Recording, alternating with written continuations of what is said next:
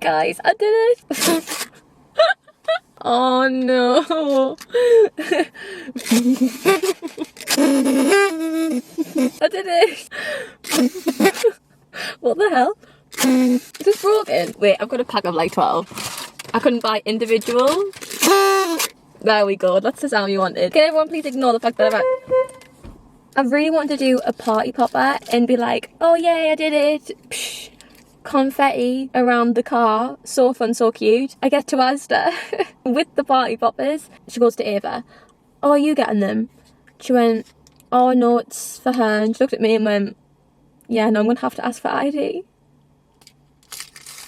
Identification for a party popper. She went, yeah, well, you have to be 18. I was like, I'm 25. 20.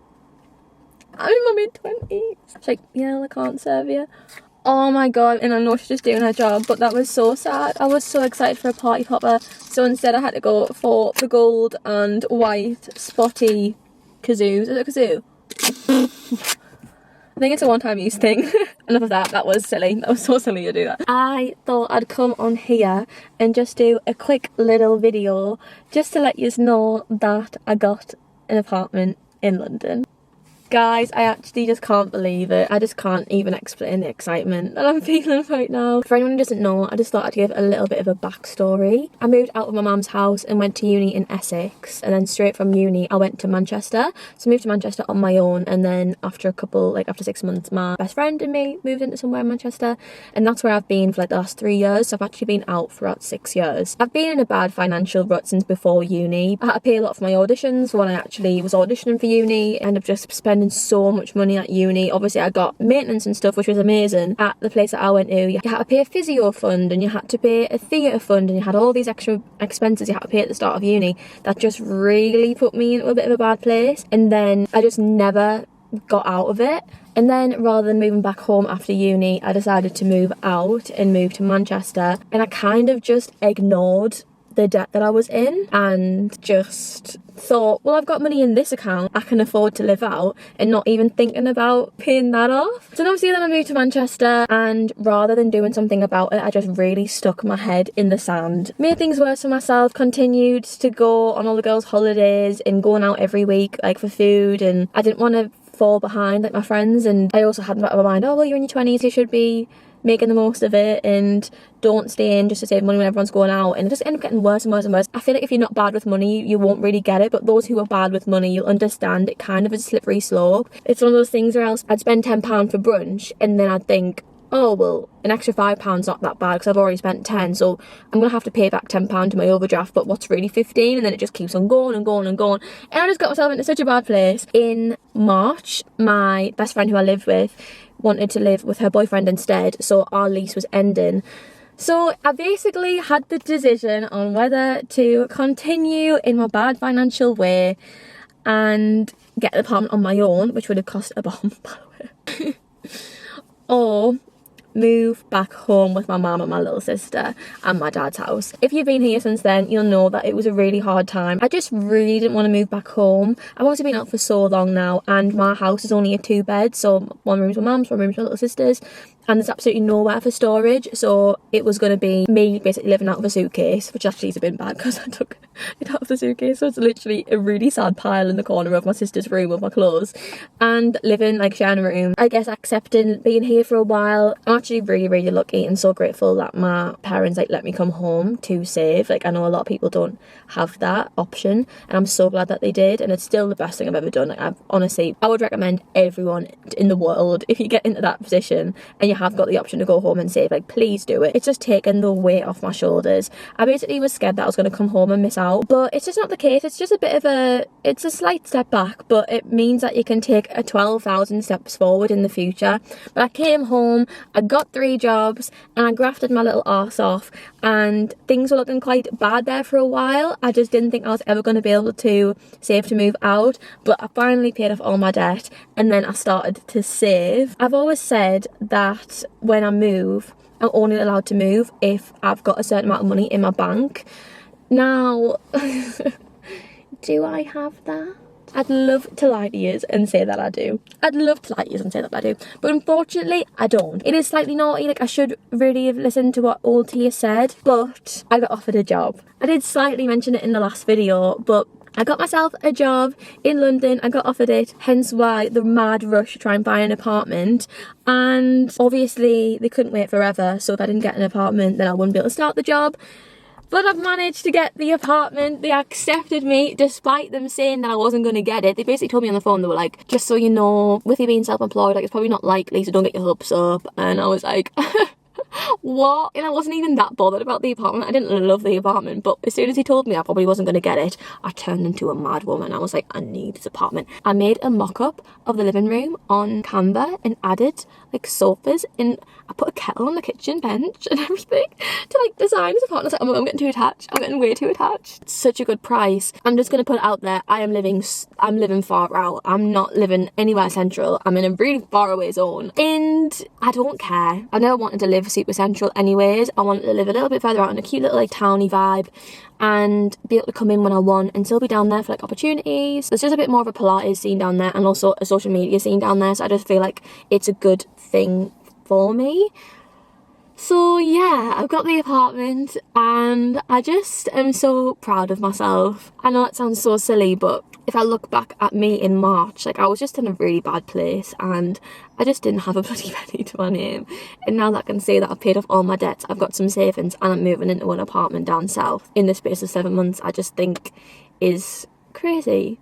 And I don't want to get emotional because I'm literally just renting. It's not like I'm buying a place. And I know a lot of people will say that like renting's just throwing your money down the drain. But I think it's right for me right now. I don't even know if I'm going to like it. I might not enjoy it, but it's something I've just always wanted to do. Which I know is crazy if you live down there because no one even really likes it that much. So I don't know why I'm banging on, but I just love it. And I think I owe it to myself to try. If I don't like it, I can always come back and always go back to Manchester. I do love Manchester. Like I can always try somewhere else, but I just think at this age, while I've got no ties, I may as well give it a go. And because I have managed to get somewhere which is really good for rent, like it is reasonable for being down south, I just think why not. I've basically got a Pilates job working in Central 3 or 4 times a week and I'm just so excited to be a city girl. I just think it's going to be really good for me. I think it's going to be good to have a routine. I also said to myself, I'm not allowed to move down south until my Pilates job pays all my rent, so that if social media goes to pot, which like it has done a couple of times, like we've been through a journey, you and I, like I just don't want to feel like how I did in Manchester. When I was in Manchester, I was obviously fully relying on my social media money and it wasn't very good for my brain. I was just stressing every single month about whether I'd make enough money for my rent. That was my deal with myself. I have to have all of my rent paid by my Pilates jobs, which I have done. So that means that any social media job is just a bonus and it means that I can start enjoying social media again. I've been having so much fun with social media since I've been home because obviously I've not really had any bills to pay, so it's just been so nice to find that like love into it again, and I'm just so excited and I can't wait to take you on the journey. I'm gonna cry. I just feel really happy. I don't know why. And it's only small, like the apartment's so small, like it's obviously a bit of a downgrade from Manchester, but I don't care. Like I think I'm gonna love it. Yeah, I just can't believe it. Oh my God, the seagulls, shush. And I don't want to go on, but this truly is a sign that it gets better. Like, it really, really does. The issue is, though, the job that I'm starting, I have to start on the 21st, which is in 8 days. Oh my God, I'm going to have a panic attack. Because obviously I'm going to be teaching, like, Southerners, and I hope they don't think I'm crap, because I know it sounds daft because I'm Northern, but I just don't want them to think, oh God, who's this girl? Because I'm like, oh, you're all right, everyone. Like, I hope they're not thinking, oh God, who have they pulled out for this class then? Anyways, so I start work literally a week tomorrow, but I don't actually get into this apartment until the 23rd. So I start work on the 21st, but I actually don't get into my apartment until the 23rd. So I'm actually moving this Tuesday. I'm so stressed. So that is... Actually, it's Wednesday. I'm moving on Wednesday, sorry. That's 5 days away. I'm moving in 5 days because I've got an event on Thursday that I need to be in London for anyways. And then I just can't really afford to come up and down all the time. So I'm literally going Wednesday. The event's on Thursday. Friday, I'm going to do a big shop for the flat.